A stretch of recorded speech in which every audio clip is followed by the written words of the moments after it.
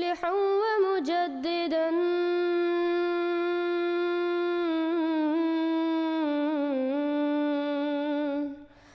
فارنوا بنظر طاهر وجنان.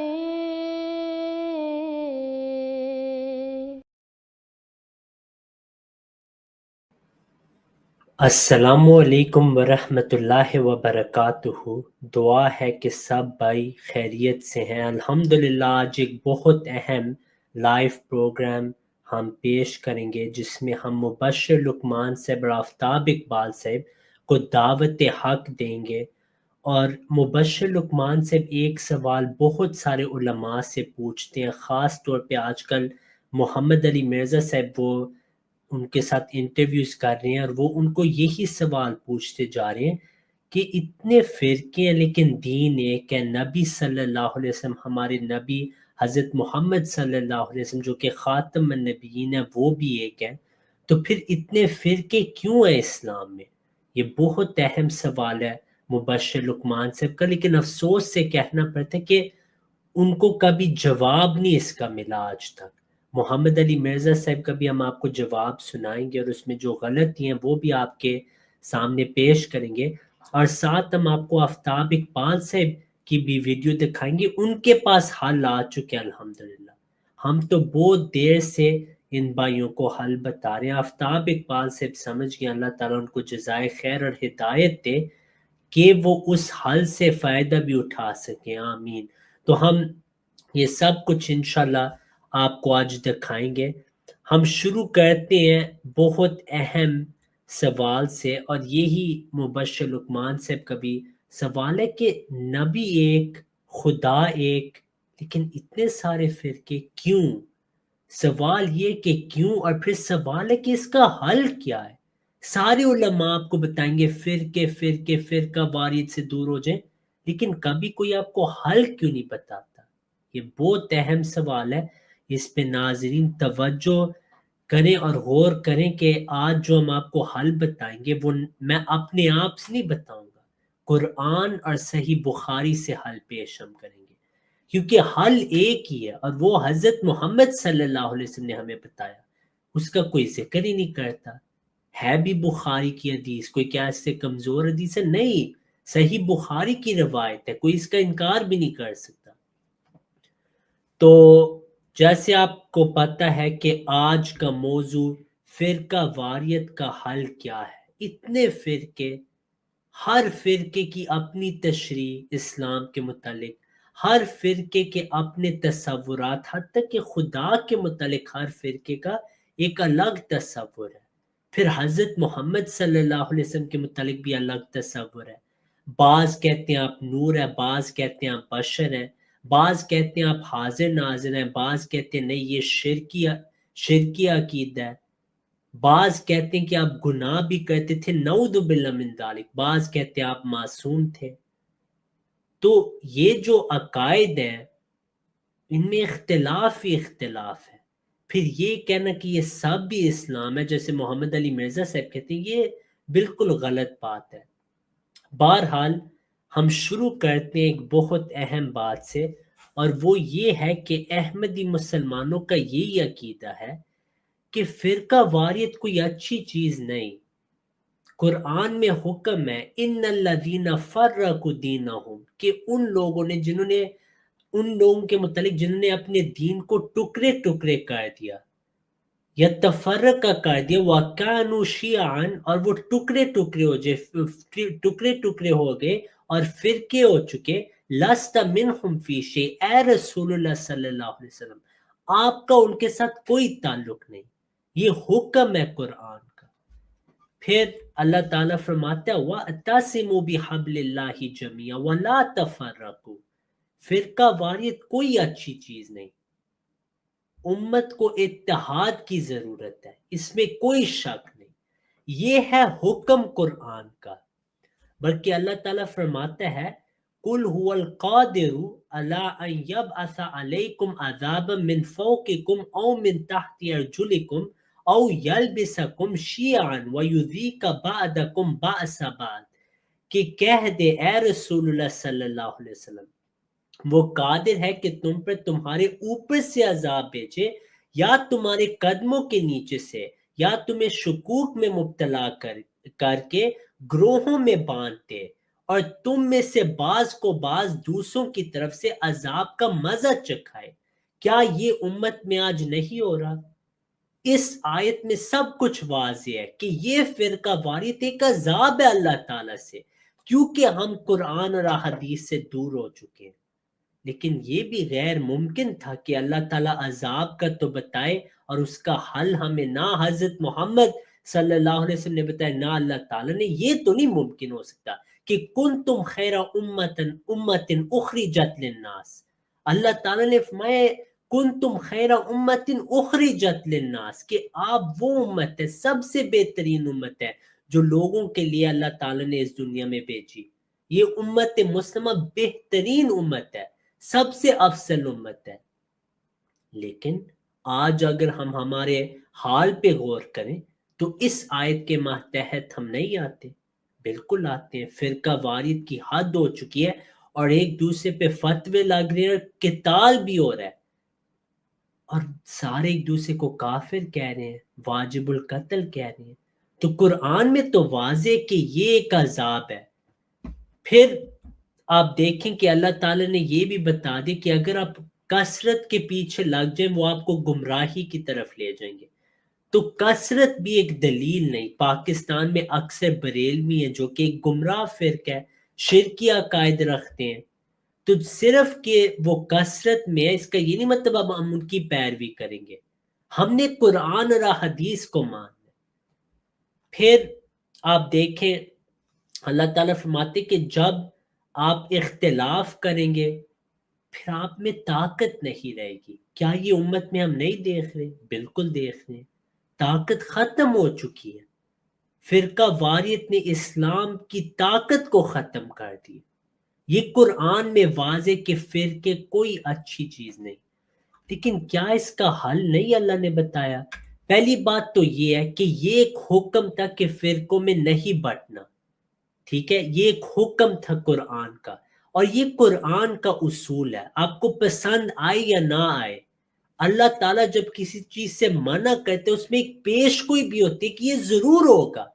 ہم سورہ الفاتحہ میں پڑھتے ہیں غیر المغضوب علیہم ولا الضالین آمین، کہ اے اللہ ہمیں ان کی طرح نہ بنا جس پہ آپ کا غضب آ گیا، نہ ان کی طرح بنا جو ضالین ہیں، گمراہ ہو چکے ہیں، یعنی یہود اور نصارہ۔ اس میں پیش گوئی بھی تھی کہ اس امت میں بعض افراد ضرور ایسے ہوں گے جو بکلی طور پہ یہود اور نصارہ ہو جائیں گے۔ اللہ تعالیٰ فرماتے چوری نہیں کرنی۔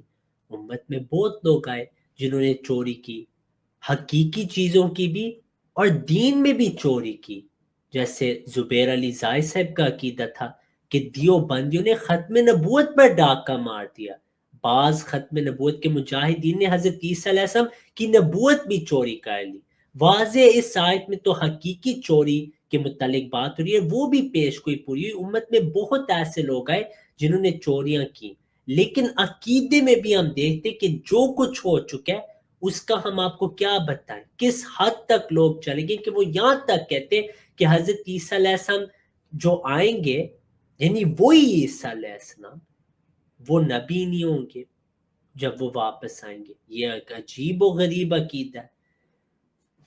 پھر آپ دیکھیں یا ایھا الذین آمنوا لا یسخر قوم، یہ اس آیت میں غیبت اور دوسری چیزوں کا ذکر ہے۔ ہم دیکھتے ہیں وہ بھی امت میں ہم دیکھتے ہیں کہ لوگ یہ کر رہے ہیں۔ پھر وَلَا تُشْرِكُوا بِهِ شَيْئًا، کہ آپ نے شرک نہیں کرنا، یہ بھی امت میں ہو رہا ہے۔ تو جن چیزوں سے اللہ تعالیٰ نے منع کیا وہ ہم دیکھتے ہیں کہ امت میں ہو رہی ہے، اور مسلمان ان میں افسوس سے کہنا پڑتا ہے ملوث ہے۔ اور یہ پیش گوئی تھی، جب بھی حکم آتا ہے قرآن میں اس میں پیش گوئی ہوتی ہے کہ یہ ضرور ہوگا۔ تو جیسے ہم نے آپ کو بتایا کہ یہ ایک حکم تھا کہ فرقوں میں نہیں بٹنا، اس کا یہ مطلب تھا کہ آپ ضرور فرقوں میں ہو جائیں گے، اور پیش گوئی بھی تھی۔ یہ تو حکم ہے، لیکن پیش کوئی اور چیز ہے، حکم اور چیز ہے۔ حکم کی نافرمانی ہو سکتی ہے اور پھر آپ گنہگار ہوں گے، لیکن جو پیش گوئی ہے اس نے تو وقوع میں آنا ہے۔ نبی صلی اللہ علیہ وسلم کی پیش گوئی تھی کہ آخر الزمان میں لَيَأْتِيَنَّ عَلَىٰ أُمَّتِ مَا أَتَىٰ عَلَىٰ بَنِي إِسرائیل، میری امت کا وہی حال ہوگا جو بنی اسرائیل کا ہوا تھا۔ تفترق امتی علی 73 فرقہ، میری امت کے 73 فرقے ہو جائیں گے، کلہم فی النار الا ملۃ واحدہ، سب گمراہ ہوں گے سوائے ایک۔ وہ کون ہوں گے؟ ما انا علیہ واصحابی، وہ فرقہ وہ ہوگا جو میری طرح اور میرے صحابہ کی طرح ہوگا۔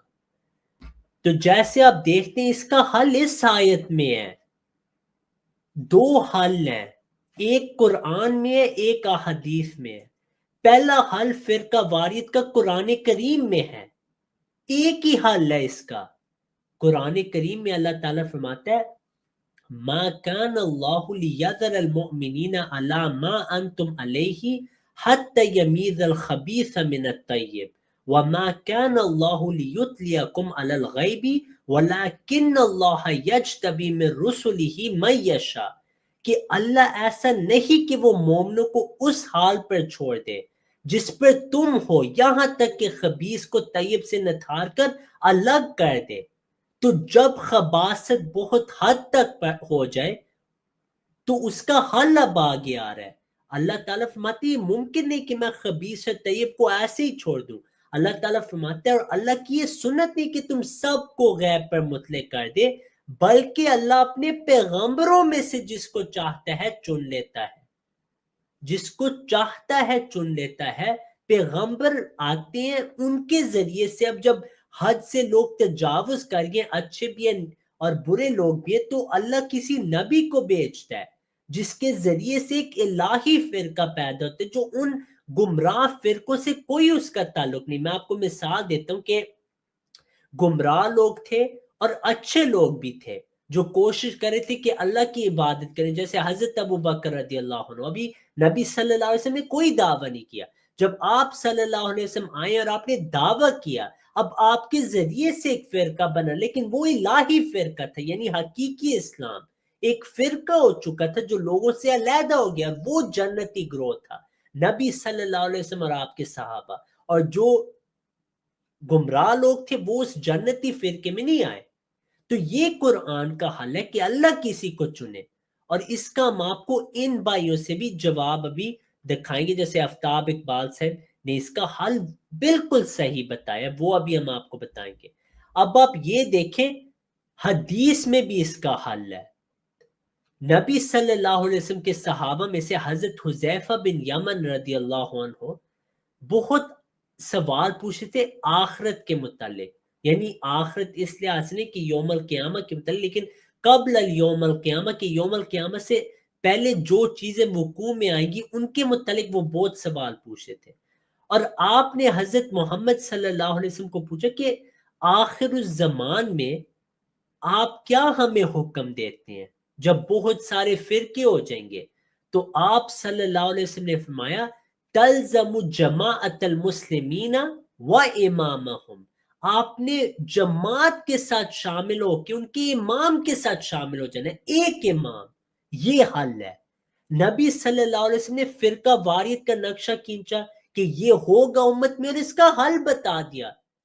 کبھی محمد علی مرزا صاحب یا کسی اور نے یہ حدیث پیش کی ہے حل کے متعلق؟ نہیں، اپنا قیاس کرتے رہتے ہیں کہ یہ کرنا ہے وہ کرنا ہے، سارے ایک ہو جائیں۔ نبی صلی اللہ علیہ وسلم نے یہ نہیں فرمایا کہ 72 کے 72 کو ایک کرنا ہے، نہیں، ہرگز نہیں۔ آج کل کے علماء یہ کہتے ہیں ہم بریلوی بھی ہیں، ہم دیوبندی بھی ہیں، ہم اہل حدیث بھی ہیں، ہم شیعہ بھی ہیں۔ نہیں، غلط بات ہے، کبھی نہیں ہم یہ تسلیم کر سکتے۔ نبی صلی اللہ علیہ وسلم نے فرمایا ایک سچا اسلام ہوگا، آپ کہتے ہیں نہیں 72 جنتی ہیں۔ نبی صلی اللہ علیہ وسلم فرماتے ہیں کلہم فی النار، آپ کہتے ہیں نہیں کلہم فی الجنہ۔ تو رسول اللہ صلی اللہ علیہ وسلم نے فرمایا، جب حضرت حذیفہ بن یمن نے کہا میں کیا کروں، نے کہا پھر تلزم جماعت المسلمین و امامہم، جماعت کے ساتھ شامل اور ان کے امام کے ساتھ شامل ہو جائیں۔ پھر آپ رضی اللہ عنہ نے کہا فَإِن لَمْ يَكُنْ لَهُمْ جَمَاعَةٌ وَلَا امام، اگر کوئی جماعت نہ ہو، کوئی امام نہ ہو۔ آپ صلی اللہ علیہ وسلم نے یہ نہیں کہا کہ 72 جہنمیوں کے ساتھ کٹھے ہو کے کہو اسلام ایک ہے۔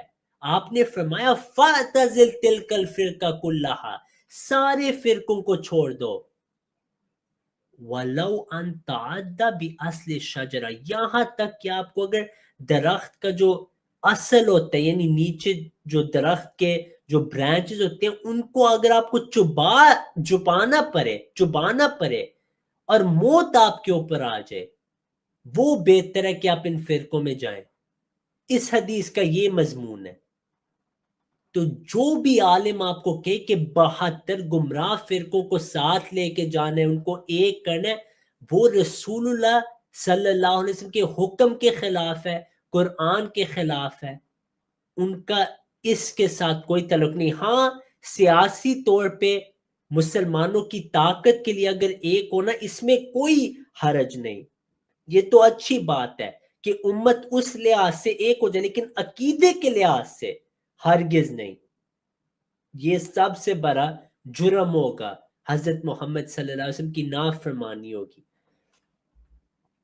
جیسے حضرت مرزا غلام احمد علیہ السلام نے فرمایا جبکہ مسیح موعود کا نام حاکم ہے تو اس کے لیے ضروری ہے کہ اسلام کے 72 فرقوں میں فیصلہ کرے. یہی امام مہدی اور مسیح موعود کا وقت تھا کہ جب یہ فرقے ہو جائیں گے تو کسی نے آ کے اصلاح کرنی تھی. اب ہم آپ کو جو پہلی کلپ دکھانے لگے ہیں وہ ہے ڈاکٹر اسرار احمد صاحب کی. اس میں انہوں نے نقشہ کھینچا امت کا. اب نبی صلی اللہ علیہ وسلم نے فرمایا تھا کہ آخر الزمان میں امت کا وہ حال ہوگا جو بنی اسرائیل کا ہو گیا تھا. ڈاکٹر اسرار صاحب جیسے عالم غیر احمدیوں میں اتنے نہیں گزرے جو کوشش کرتے کہ وہ حقیقت بھی بیان کر دیں. تو ان کی بات ذرا آپ سب بھائی سنیں اور پھر ہم اس پہ ساتھ کامنٹ بھی کریں گے. اجتماعی عذاب جو آتا ہے، ایک تو ہوتا ہے ذلت اور مسکنت کی شکل میں. ضربت علیہم الذلۃ والمسکنہ، ان پر کمزوری اور کم ہمتی مسلط کر دی جاتی ہے. اور اس کے علاوہ ان کے اوپر وقتاً فوقتاً میسیکرز اور جو خون اور یعنی آگ کی بارشیں ہوتی ہیں.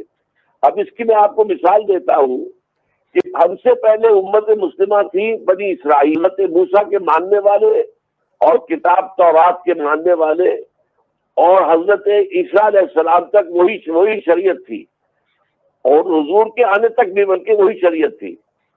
اب آپ کو معلوم ہے کہ یہودیوں نے جب تو اپنی کتاب اور شریعت پر عمل کیا تو اللہ تعالیٰ نے انہیں دنیا میں انعامات سے نوازا، لیکن جب انہوں نے دین کے بغاوت کی، دین کی تعلیمات کو پس پش ڈالا، اور وہ جو ہے توحید کو چھوڑ کر مشرکانہ اوہام میں مبتلا ہوئے، اخلاقی زوال میں آئے، تو پھر ان پر جو عذاب آئے ہیں وہ ایک عذاب تو میں نے بتایا ضربت علیہم الذلۃ والمسکنہ، اور دوسرا وباؤوا بغضب من اللہ، اللہ کا غضب جو آیا ہے. حضرت مسیح علیہ السلام کے رفع سماوی کے کوئی 40 برس بعد، حضرت مسیح علیہ السلام کے رفع سماوی کے کوئی 40 برس بعد، جب ٹائٹس رومن جنرل نے دوبارہ برباد کیا یروشلم کو، اور جو دوسرا ٹیمپل بنا لیا گیا تھا اس کو بھی اس نے گرا دیا، وہ گرا پڑا ہے سیکنڈ ٹیمپل آج تک.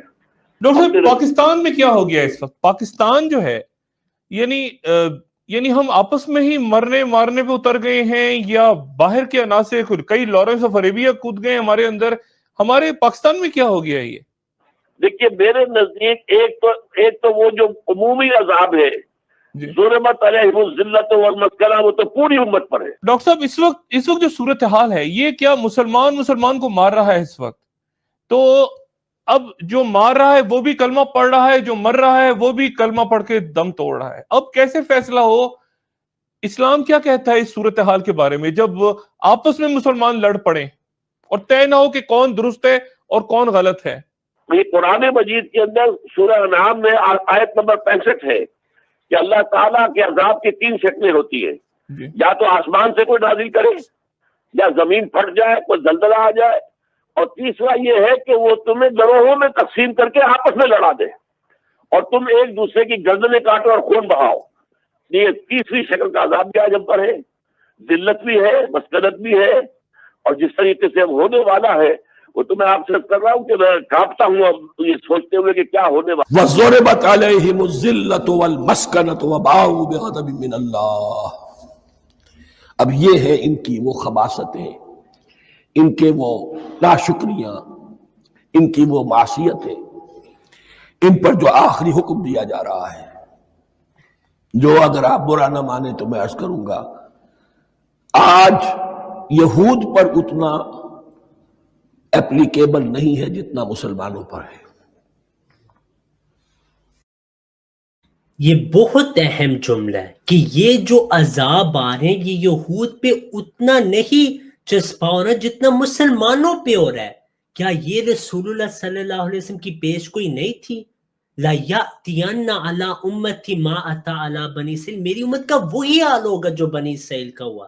اسی وجہ سے آنے والے مسیح کو ابن مریم کا لقب دیا گیا کہ جیسے یہودیوں کی اصلاح حضرت عیسیٰ علیہ السلام نے کی اور ان کی اکثریت نے انکار کیا، اسی طرح اس امت میں بھی ایک ابن مریم آئے گا جو کہ مسلمانوں کی اصلاح کریں گے، لیکن ان کی بھی اکثریت ان کے متعلق بھی اکثریت انکار ہی کریں گے، جیسے ہر نبی کے ساتھ ہوا۔ ضربت علیہم الذلۃ والمسکنۃ وباؤوا بغضب من اللہ۔ ذلت اور مسکنت، کم ہمتی ان پر تھوپ دی گئی۔ ضربت علیہم، it was heaped upon them. The humiliation was heaped upon them. ضربت علیہم الذلۃ والمسکنۃ وباؤوا بغضب من اللہ، اور وہ اللہ کا غضب لے کر لوٹے۔ وہی امت جس کے بارے میں فرمایا وَأَنِّي فَضَّلْتُكُمْ عَلَى الْعَالَمِينَ، اسی امت کا پھر یہ حشر ہوا۔ کیوں ہوا؟ ذَلِكَ بِأَنَّهُمْ كَانُوا يَكْفُرُونَ بِآيَاتِ اللَّهِ، یہ اس لیے کہ وہ اللہ کی آیات کا انکار کرتے رہے۔ وَيَقْتُلُونَ النَّبِيِّينَ بِغَيْرِ الْحَقِّ، اللہ کے نبیوں کو ناحق قتل کرتے رہے۔ ہمارے ہاں بھی مجددین امت میں سے کتنے ہیں جو جیلوں میں ڈالے گئے، جن کو ایسی ایسی مار پڑی ہے کہ کہا جاتا ہے کہ ہاتھی کو بھی وہ مار پڑتی تو برداشت نہ کرتا۔ احمد ابن حنبل کے ساتھ کیا ہوا؟ ابو حنیفہ جیل میں انتقال کیا، امام مالک کے کندھے کھینچ دیے گئے، اتار دیے گئے، منہ کالا کر کے اور اونٹ پر بٹھا کر پھرایا گیا۔ امام دار الہجرہ شیخ احمد سرہندی جیل میں رہے۔ سید احمد بریلوی اور ان کے ساتھیوں کو خود مسلمانوں نے تہہ کیا بما عصوا وکانوا یعتدون، اور یہ ہوا ان کی نافرمانیوں کی وجہ سے اور حد سے تجاوز کرنے کی وجہ سے۔ اللہ تعالیٰ تو ظالم نہیں، اللہ نے تو اونچا مقام دیا تھا، ہمیں بھی خیر امت قرار دیا۔ کنتم خیر امت اخرجت للناس تأمرون بالمعروف وتنہون عن المنکر وتؤمنون باللہ۔ اب اگر ہم نے وہ اپنا مشن چھوڑ دیا تو ذلت اور مسکنت وہ ہمارا مقدر بن گیا۔ اللہ کا قانون اور اللہ کا عدل بے لاگ ہے، وہ فرام امہ ٹو امہ چینج نہیں ہوتا۔ سنت اللہ جو ہے لن تجد لسنت اللہ تحویلا ولن تجد لسنت اللہ تبدیلا، اللہ کی سنت بدلتی نہیں۔ بنی اسرائیل کا جو حشر ہوا آج وہ ہمارا ہو رہا۔ جارج برنارڈ شاہ نے کہا تھا کہ میں جب قرآن پڑھتا ہوں تو محسوس کرتا ہوں اس سے بہتر کتاب کوئی ممکن نہیں، لیکن جب مسلمانوں کو دیکھتا ہوں تو محسوس کرتا ہوں ان سے زیادہ ذلیل قوم دنیا میں کوئی نہیں۔ یہ کنٹراسٹ ہے جو ہم اپنے وجود سے پیش کر رہے ہیں۔ کیا اس کی وجہ سے لوگ اسلام کی طرف راغب ہوں گے یا اسلام سے متنفر ہوں گے؟ کیا ہمارا منہ ہوتا ہے ہم باہر جاتے ہیں؟ اسی لیے ہم تو تبلیغ، میں تو کم سے کم وہاں جا کر جو مسلمان کھوئی ہوئی بھیڑیں ہیں امت محمد صلی اللہ علیہ وسلم کی، انہی کو ریکلیم کرنے کی کوشش کرتا ہوں، جیسے کہ حضرت مسیح نے کہا تھا میں تو بنی اسرائیل کے گھرانے کی کھوئی ہوئی بھیڑوں کی تلاش میں آیا ہوں۔ میرا منہ نہیں ہے کہ میں وہاں کسی امریکن سے بات کروں۔ تو ان کا تبلیغ کا سلسلہ چل رہا ہے، لوگ اب بھی قادیانی ہو رہے ہیں، بہت سے نوجوان ان کے زیر اثر آتے ہیں، ان کا بڑا لمبا چوڑا نظام ہے۔ آج ان کے خلیفہ کا، جھوٹے خلیفہ کا خطبہ CNN سے نشر ہو رہا ہے۔ پورے عالم اسلام میں مسلمان جو ہیں، حالانکہ دولت کے وہ انبار مسلمانوں کے پاس موجود ہیں جن کا کہ آپ حساب نہیں کر سکتے، لیکن یہ کہ کہیں مسلمانوں میں سے کسی کے لیے صحیح دین کی تعلیم کے لیے تو کوئی CNN کے اندر آپ وقت نہیں دے سکے۔ آج تک ان کا خطبہ نشر ہو رہا ہے، دنیا میں سنا جا رہا ہے، بڑے بڑے مراکز قائم ہو رہے ہیں۔ ٹورنٹو میں ان کا بہت بڑا مرکز بنا ہے، اب امریکہ کے اندر وہ اڈے جمانے کے بہت بڑا مرکز۔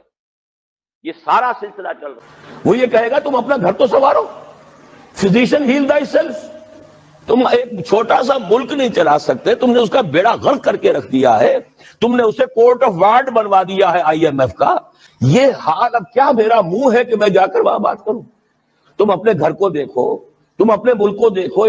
تو صورت یہ ہے کہ جب کوئی قوم جو امت مسلمہ ہو یہ طرز عمل اختیار کرتی ہے تو عذاب اس پر آتا ہے۔ بڑی کڑوی بات ہے، آج عذاب کفار پر نہیں آ رہا، وہ تو اللہ تعالیٰ ان سے آخرت میں نمٹ لے گا، لیکن اب دنیا میں جو عذاب آتا ہے وہ مسلمان امت پر آتا ہے۔ تو جیسے آپ نے سنا یہ بہت اہم بات ڈاکٹر اسرار احمد صاحب نے کی۔ اب ہم آپ کو مبشر لقمان صاحب کا کلپ دکھائیں گے جو چند دن پہلے ہی ہوا، جہاں محمد علی مرزا صاحب کا آپ جواب سنیں، پھر اپنے آپ سے پوچھیں کہ یہ عالم ہے لیکن رسول اللہ صلی اللہ علیہ وسلم نے جو حل بتایا اس کا انہوں نے نہیں ذکر کیا، لیکن آفتاب اقبال صاحب نے کیا ہے ذکر، وہ ہم آپ کو اس کے بعد دکھائیں گے۔ جو مہمان آنا چاہتے ہیں وہ اب آ سکتے ہیں، ان 2 کلپس کے بعد ہم انشاءاللہ مہمانوں کو لیں گے۔ اچھا، آپ سوال ایک بڑا سمپل سا سوال ہے لیکن ہے بڑا مشکل۔ اللہ ایک ہے، رسول ایک ہے، کتاب ایک ہے، دین ایک ہے، تو فرقے کیوں اتنے زیادہ ہمارے اندر بٹے ہوئے ہیں؟ آپ بھی اہل بیت کی بات کر رہے ہیں، اہل تشیع بھی وہی کریں گے، دوسرے اہل سنت والے بھی وہی کریں گے، صحابہ کرام کی کریں گے، اسلام کی کریں گے۔ آپ نے بھی وہی کوٹ کیا کہ واعتصموا بحبل اللہ جمیعا ولا تفرقوا، سارے یہ کوٹ کریں گے، لیکن آپس میں ایک دوسرے کو مارتے بھی ہیں، قتل بھی کرتے ہیں، صبر بھی نہیں کرتے۔ تو کیا سیکھا ہم نے اہل بیت سے یا صحابہ کرام سے یا امہات المومنین سے؟ تو کیا ہم اپنے آپ کو مسلمان کہنے کے روادار بھی ہیں کہ نہیں؟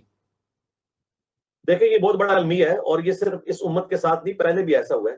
امت کو اگر کوئی چیز جوڑ سکتی ہے تو صرف پروفٹ کی ذات ہوتی ہے۔ یہ وہ جملہ ہے جو سارے بھائی جو سنے اس پہ غور کریں، امت کو جو چیز جوڑ سکتی ہے وہ صرف نبی ہے، صرف نبی، نہ غامدی صاحب ہے، نہ انجینئر صاحب ہے، نہ طارق جمیل ہے، نہ تقی عثمانی ہے، کوئی نہیں امت کو جوڑ سکتا سوائے نبی۔ تو 2 حل ہیں، یا تو امت کے ٹکڑے ٹکڑے رہیں گے، فرقہ واریت رہے گی، یا کسی نبی کو آنا پڑے گا۔ اور ہمارا عقیدہ ہے کہ وہ نبی آ چکا ہے، امتی نبی حضرت مرزا غلام احمد علیہ السلام، جن کے متعلق نبی صلی اللہ علیہ وسلم نے پیش گوئی کی تھی، وہ میری امت میں آئیں گے، میرے امام ہوں گے، یعنی امت کے لیے امام، نہ کہ نبی صلی اللہ علیہ وسلم کے امام۔ امامکم منکم، نبی صلی اللہ علیہ وسلم پوری دنیا کے امام ہے، اور آنے والا مسیح امت کے لیے امام ہوگا، نبی صلی اللہ علیہ وسلم کا غلام ہوگا۔ یہ جماعت کا عقیدہ ہے۔ جب پروفٹ دنیا سے چلے جاتے ہیں تو اگلی امتوں کے ساتھ بھی یہی کچھ ہوا۔ آپ صلی اللہ علیہ وآلہ وسلم کی امت میں بھی یہی کچھ ہوا۔ آپ نے پہلی پروفیسی کر دی تھی کہ ایسا ہی ہوگا۔ ابو داؤد میں، ترمذی میں حدیث ہے کہ میری امت 73 فرقوں میں بٹ جائے گی۔ یہ پروفیسی تھی کہ میری امت کے 73 فرقے ہو جائیں گے، کلہم فی النار الا ملۃ واحدہ، سب جہنمی سوائے ایک، سب ناری سوائے ایک۔ لیکن اب آپ سنیں محمد علی مرزا صاحب کیا کہتے ہیں آگے۔ سوائے ایک کے سب جہنم میں جائیں گے، اور وہ ایک فرقہ نہیں، وہ گروہ ہوگا۔ اب انہوں نے کہا ہے وہ ایک فرقہ نہیں گروہ ہوگا، یہ بھی غلط بات ہے۔ وہ ایک فرقہ ہوگا لیکن جماعت ہوگی، اس کو بھی صحابہ نے فرقہ ہی کہا ہے، نبی صلی اللہ علیہ وسلم نے اس کو فرقہ ہی کہا ہے۔ تفترق امتی علی 73 فرقہ او ملہ، دونوں الفاظ ہیں لیکن وہ فرقہ ضرور ہے احادیث کے مطابق۔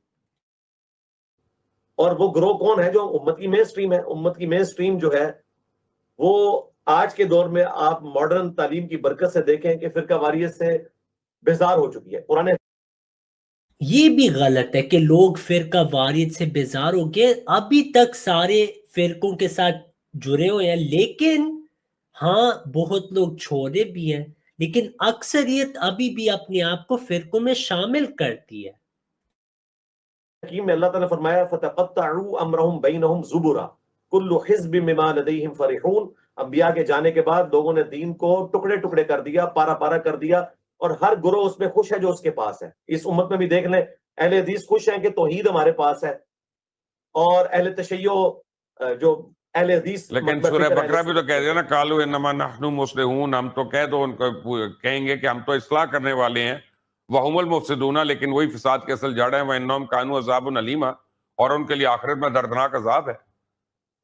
وہ دیکھے ٹکڑوں میں لیا نا. اب اہل حدیث جو ہے توحید کے اوپر خوش ہیں, بریلوی مکتب کے لوگ جو ہے عشق رسول پہ خوش ہیں, اہل تشیع اہل بیت کے اوپر خوش ہیں, دیوبند جو ہے وہ صحابہ اکرام کے اوپر خوش ہیں. ہم نے سب کو لے کے چل. یہ دیکھیں محمد علی مرزا صاحب کہتے ہیں ہم نے سب کو لے کے چلنا ہے.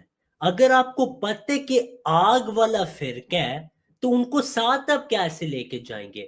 احمد رضا خان سے بھی ایک بہت زبردست مثال دیتے ہیں. وہ کہتے ہیں کہ اگر 99 قطرے پانی کے ہوں لیکن اس میں ایک غلط قطرہ آ جائے پیشاب کا, سب کچھ خراب ہو جاتا ہے. تو جب آپ کو پتہ ہے یہ ناری عقائد ہیں, ان کو آپ ساتھ کیسے لے کے جائیں گے؟ یہ ممکن ہی نہیں. نبی صلی اللہ علیہ وسلم فرماتے ہیں ان سے دور ہو جاؤ. فَاعْتَزِلْ فِرْقَ كُلَّهَا فَاعْتَزِلْ تِلْكَ الْفِرْقَ كُلَّهَا, سارے فرقوں کو چھوڑ دو. محمد علی مرزا صاحب کہتے ہیں نہیں, ساروں کو ساتھ لے کے جاؤ. یہ ایک بہت بڑا تضاد ہے, اس کو بھی دوست یاد رکھیں, کیونکہ نبی صلی اللہ علیہ وسلم کے الفاظ واضح طور پہ قطعی الدلالہ ہیں کہ ان کو نہیں ساتھ لے کے جانا. یہ دیکھیں صحیح البخاری کی روایت ہے کہ حضرت حذیفہ بن یمن رضی اللہ عنہ نے جب نبی صلی اللہ علیہ وسلم سے پوچھا کہ جب اتنے فرقے ہو جائے آپ ہمیں کیا حکم دیتے ہیں؟ فَمَا تَأْمُرُنِي إِنْ أَدْرَكَنِي ذَلِكَ, کہ اگر مجھے وہ وقت مل جائے جہاں پہ یہ سارے فرقے ہیں تو آپ مجھے کیا حکم دیتے ہیں اے رسول اللہ صلی اللہ علیہ وسلم؟ آپ نے جواب دیا تلزم جماعت المسلمین و امامہم, جماعت کے ساتھ شامل ہو جاؤ اور ان کے امام کے ساتھ. حضرت حذیفہ بن یمن رضی اللہ عنہ نے کہا کہ فَإِن لَمْ يَكُنْ لَهُمْ جَمَاعَةٌ وَلَا امام, اگر کوئی جماعت نہ ہو نہ کوئی امام ہو, آپ صلی اللہ علیہ وسلم نے فرمایا فَاعْتَزِلْ تِلْكَ الْفِرْقَ كُلَّهَا, سارے فرقوں کو چھوڑ دو. وَلَوْ أَن تَعَدَّ بِأَصْلِ الشَّجَرَةِ, یہاں تک کہ اگر آپ کو جو درخت کا نیچے والے برانچز ہوتے ہیں, جڑیں ہوتی ہیں, ان کو آپ کو چوبنا پڑے, حتی یدرکک الموت, حتی کہ آپ کو موت آ جائے, لیکن ان فرقوں کے ساتھ نہیں آپ نے ہونا, ان کو نہیں ساتھ لے کے جانا. لیکن محمد علی مرزا صاحب کہتے ہیں نہیں, ساروں کو ساتھ لے کے جانا ہے. جن کو نبی صلی اللہ علیہ وسلم نے فرمایا کہ وہ ناری گروہ ہیں, آپ کہہ رہے ہیں ان کو ساتھ لے کے جاؤ, یہ ممکن ہی نہیں ہو سکتا. اب ہم آپ کو یہ خوشخبری دیتے ہیں کہ آفتاب اقبال صاحب ان کو حل مل گیا ہے امت کے لیے, اور انہوں نے بہت احسن رنگ میں حل بتائے. اس کے بعد ہم مہمانوں کو لیں گے تو دوست آہستہ آہستہ آ سکتے ہیں انشاءاللہ. ایک ہی دفعہ سارا کچھ کلیئر نہیں کر دیتے, اور چھوڑیں ساری باتیں. سب سے دلچسپ فیکٹر یہ ہے کہ یہ سب کچھ ہوتا بہت قریب نظر آ رہا ہے. اب اس پر چند اہل نظر نے اپنی اوپینین اس طرح دی ہے کہ اشارہ امام مہدی کی آمد کی طرف ہے. آپ کی باتوں سے تو یہی لگتا ہے. میں آپ کے ساتھ اس حد تک متفق ضرور ہوں کہ پوری دنیا میں بالعموم اور عالم اسلام میں بالخصوص خرابی جس سطح تک پہنچ گئی ہے اسے irredeemable کہتے ہیں. اب اس کی ریڈیمشن کسی عام آدمی کے بس کا روگ نہیں ہے. اب یہاں پر اللہ تعالیٰ کو اپنا کردار ادا کرنا. جیسے آفتاب اقبال سے نے کہا, اب اللہ تعالیٰ کو اپنا کردار ادا کرنا پڑے گا. کسی عام آدمی سے کوئی حال نہیں ہونے لگا, نہ غامدی صاحب سے ہوگا نہ محمد علی مرزا صاحب سے ہوگا. اور اللہ ہمیشہ کرتا ہے, اس کا ایک اسلوب ہے, کیونکہ اللہ تعالیٰ ہی پھر دنیا کے نظام کو ری سیٹ کرنے جا رہا ہوتا ہے. اور ری سیٹنگ کا نظام اللہ کا کچھ اس طرح کا ہے کہ وہ پھر اپنے بندوں کے ذریعے, اپنے چوزن بندوں کے ذریعے, اپنے منتخب بندوں کے ذریعے, اپنے چوزن بندوں کے ذریعے, منتخب لوگوں کے ذریعے کرواتا ہے. تو میری گزارش صرف یہی ہے کہ یہ جو بھی ہوگا یہ چوزن ون ہوگا. جو بھی ہوگا چوزن ون ہوگا. نہ محمد علی مرزا صاحب ہیں, نہ غامدی صاحب ہیں, ہاں امام مہدی ہیں, حضرت مرزا غلام احمد علیہ السلام, وہ چوزن ون ہے. اور پھر آپ کے خلفاء, اور اس زمانے میں حضرت مرزا مسرور احمد ایدہ اللہ تعالی بنصر العزیز. صرف یہ حل ہے کہ سارے اپنے گمراہ عقائد کو چھوڑ کے حقیقی اسلام میں شامل ہو جائیں. جو کہ اسلام احمدیہ ہے. اس کے علاوہ کوئی حل نہیں. معذرت سے میں کہتا ہوں کوئی حل نہیں. رسول اللہ صلی اللہ علیہ وسلم کی حدیث واضح ہے.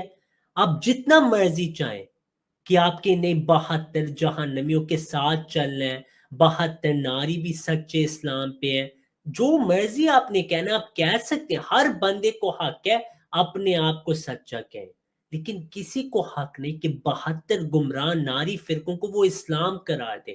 یہ بات رسول اللہ صلی اللہ علیہ وسلم کے بالکل خلاف ہوگی.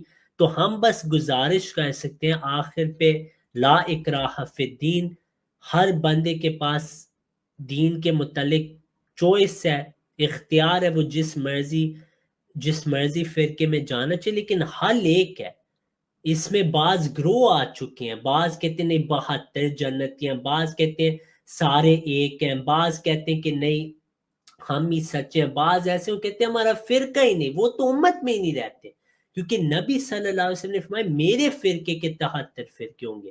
بعض کہتے ہیں نہیں یار ہمارا کوئی فرقہ ہی نہیں، بعض حدیث میں تحریف کر دیتے. تو اس حدیث کے متعلق بھی فرقے ہو چکے ہیں. یہ بھی ایک بہت اہم بات ہے.